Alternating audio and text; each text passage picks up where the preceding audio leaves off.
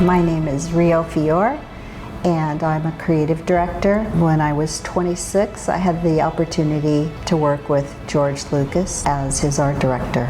I'm Melanie Paykos, and at the age of 22, had the privilege of working with George Lucas as the designer. I was in charge of anything Star Wars and the look of the brand. She's the illustrator, so she could actually draw the character in multiple poses. And I, being a graphic designer, back then there were no computers, so every logo, everything was hand inked. So it was the perfect combo. Yeah. Sid was in charge of global marketing.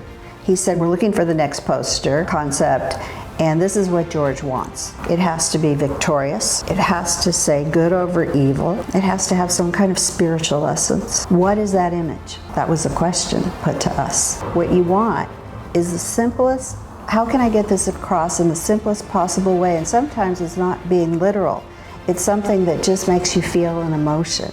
And I remember thinking at the time, well, that's two hands holding a lightsaber, sweeping the universe up in it, and then a glint off the top of the lightsaber. Sid goes, that's it? And I said, yeah, that's what it should be. The agencies that submitted massive volumes of comps that were absolutely bedazzling looking. We presented 5.